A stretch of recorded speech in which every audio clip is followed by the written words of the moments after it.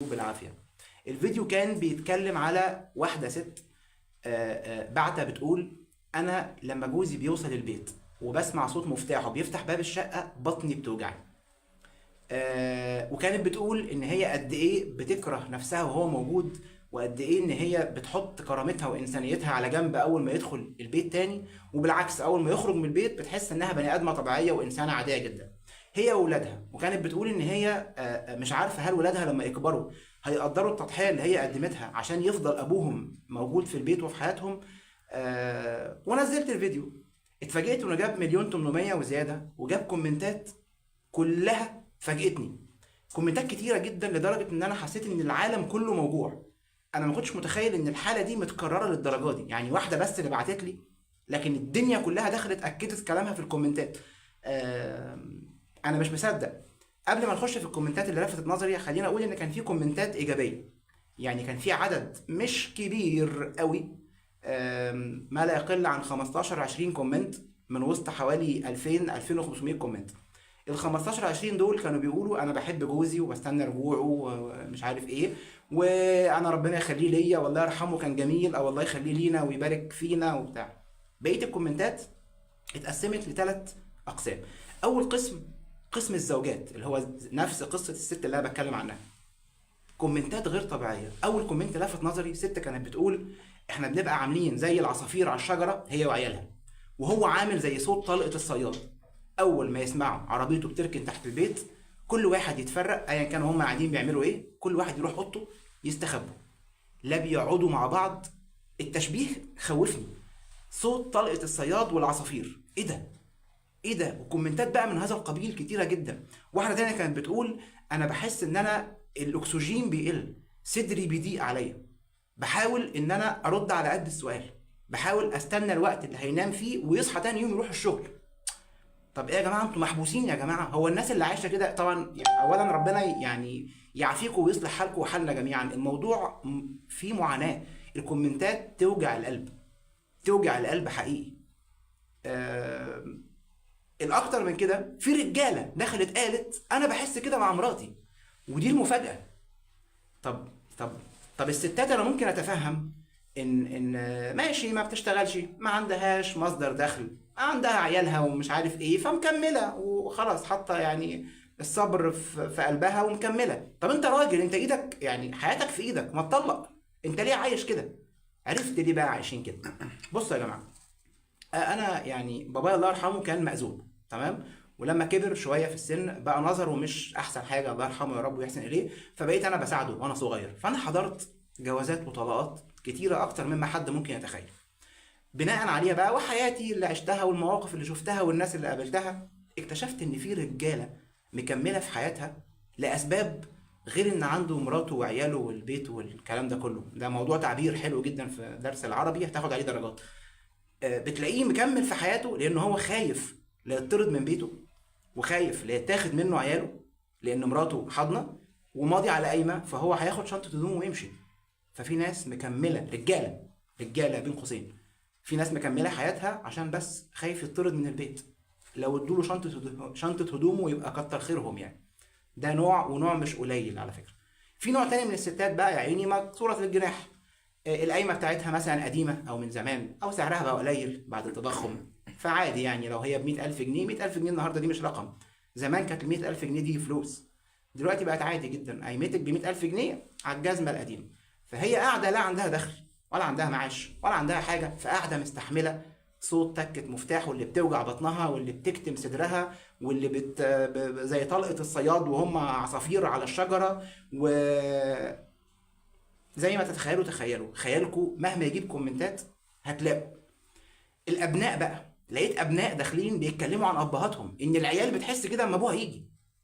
قلت لا اله الا الله، الله يرحمك يا ابويا ويحسن اليك، احنا كنا بنفرح وبنستناه وبابا جه وبابا جه وبتاع. ازاي بني ادم يوصل عياله ان هو لما يرجع ولا يسمعوا عربيته بتركن ولا مفتاح باب الشقه بيفتح، ان العيال تخش تستخبى من الاوضه ولا تتكلم معاه ولا عاوزه تقعد تاكل معاه، ولو قعدهم كانوا معاه بالعافيه لا بيفتحوا مواضيع ولا يقولوا حصل ايه في يومهم النهارده، ولا بيفتحوا قدامه اي حاجه منعا للمشاكل. هو طول الوقت بيتصيد المشاكل، طول الوقت مهما قالوا بيغلطهم، مهما سمع بيكهرب حياتهم وبيدمر عليهم الدنيا، فمش هنتكلم معاك ولا هنفتح سيرة حياتنا. انت روح الشغل وارجع اتعشى ونام واصحى الصبح. بيوت كتيرة جدا اكتشفت انها كده، مش بس في مصر، كومنتات من دول كتيرة كلهم طبعا من بلدنا العربية، وكلهم بيعانوا نفس المعاناة وبيحسوا نفس الإحساس. الناس كأنها عايشة في سجن. ليه ممكن تكمل حياتك كراجل أو كست وانت مسجون؟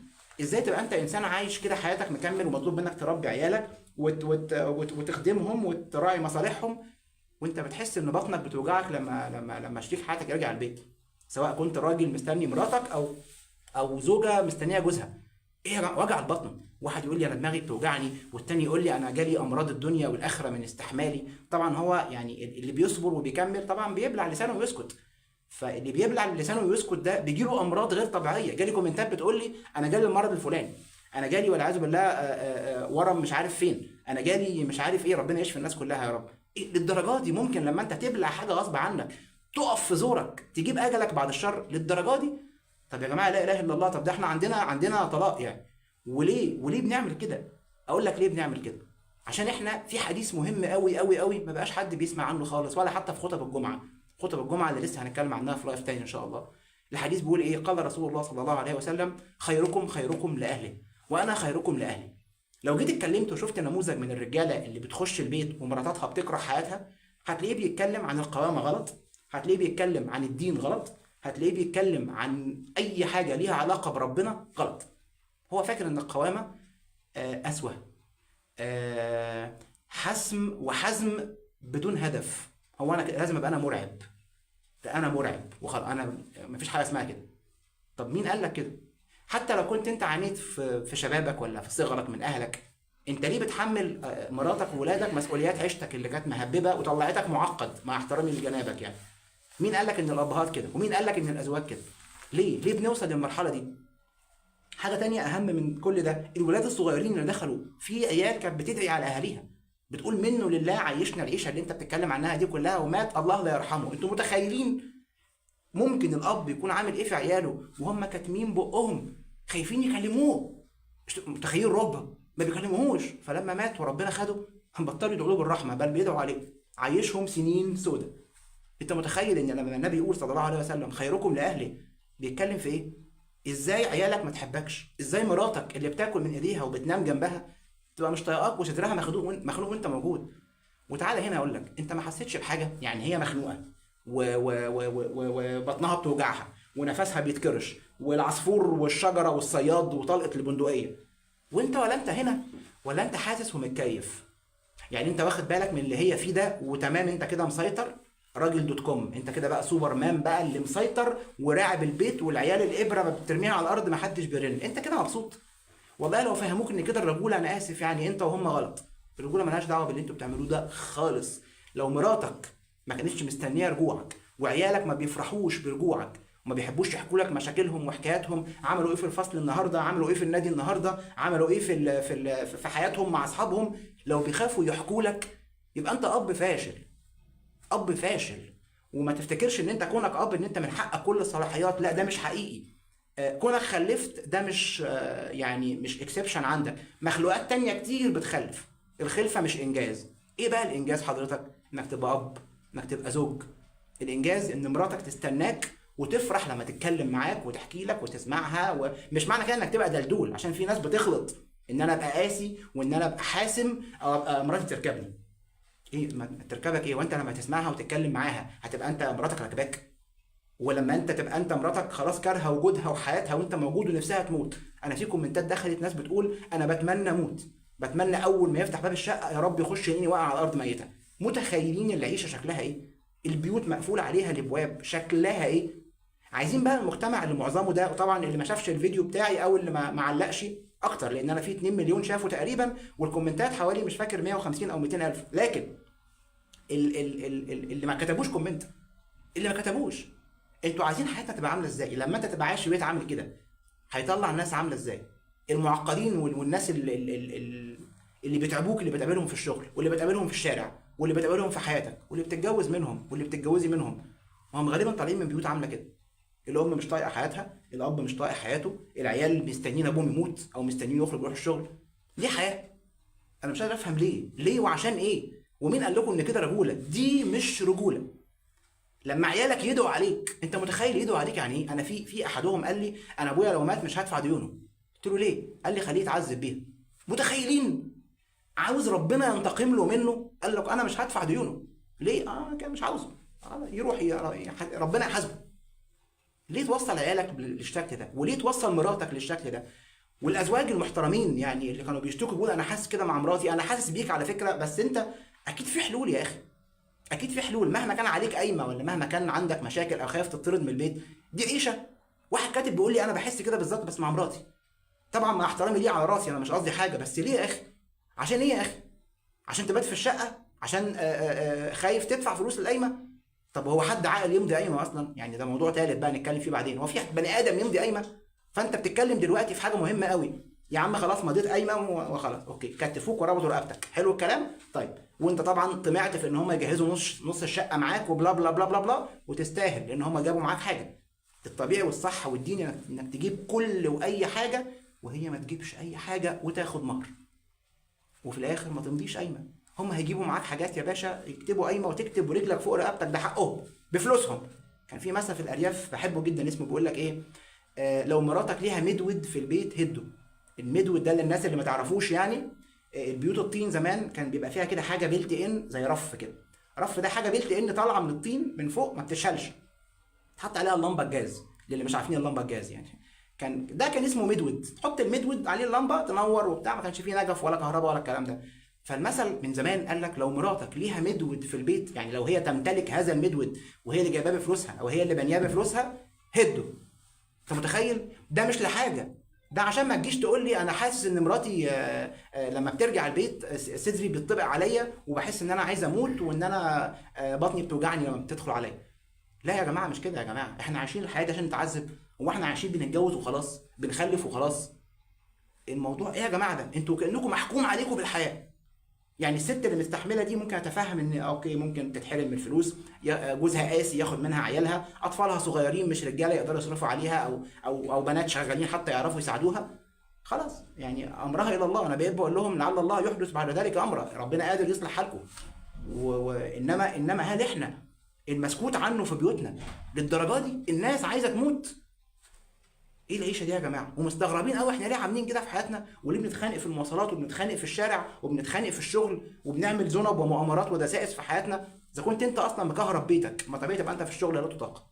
يعني انت الراجل الاب اللي عامل كده في مراته وعياله عامل ايه في الشغل؟ لو هو مدير عامل ايه في الموظفين؟ ها المديرين بقى اللي بتقعد انا اسف تمرمط الموظفين، انت عامل ازاي مع بيتك ومراتك لما انت بتمرمط ولاد الناس وبتمرمط اهل بيتك؟ عامل ايه مع الغرب؟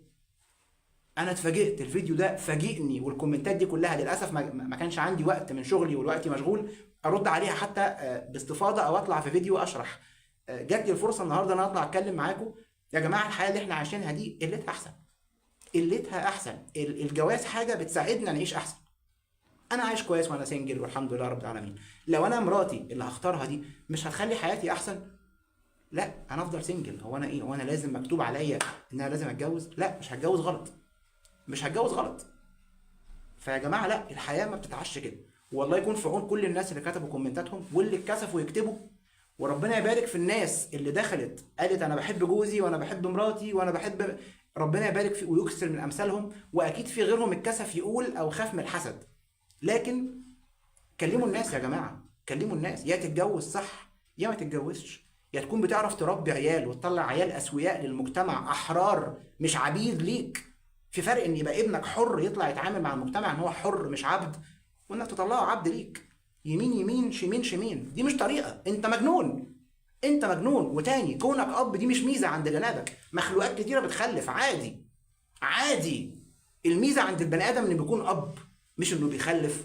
فانت لو مش اب يبقى انت راجل فاشل مهما كنت عامل لهم فلوس. بقول لك عيال دخلت بتدعي على اهاليها، يقول الله يرحمه كان واحد يقول الله يرحمه كان بابا كان بنحبه ونروح مش عارف ايه، والتاني يقول منه لله مطرح ما راح الله لا يرحمه. انت متخيل؟ يا جماعه يا جماعه يعني خيركم خيركم لاهله. لو انت فيك حاجه كويسه خليها لاهل بيتك. لو حاسس ان مراتك مكرمشه من ناحيتك اتكلم، حل. حل. عيالك بيخافوا منك ما بيتكلموش معاك، حل. انما تفرح وتقول انا كده مسيطر وراجل وقوامه، عايز اقول لك ان القوامه بريئه منك، والنبي لو شافك مش هيفرح بيك، وربنا شايفك وعارف اللي بتعمله ده ظلم لعباده، عشان انت راعي ومسؤول عن رعيتك. لما يكونوا قاعدين معاك في بيتك بالشكل ده حرام عليك. لما يكون جوزك بيقول لي ان انا حاسس زي ما ان انا بطني بتوجعني لما بشوف مراتي او اسمع صوتها، شوفي جوزك ماله. شوفي جوزك ماله، انت متجوزاه ليه؟ سبونسر بيصرف، الراجل ده عاوز ايه؟ شوفيه عايز ايه. بس يا جماعه اتمنى ما اكونش صدعتكم النهارده، ده اول لايف يعني، ما عرفتش اطول عليكم اكتر من كده، و يعني لنا لقاءات اخرى ان شاء الله، وهنتكلم في حوارات كتيره، ومستنيينكم ان شاء الله. باي باي.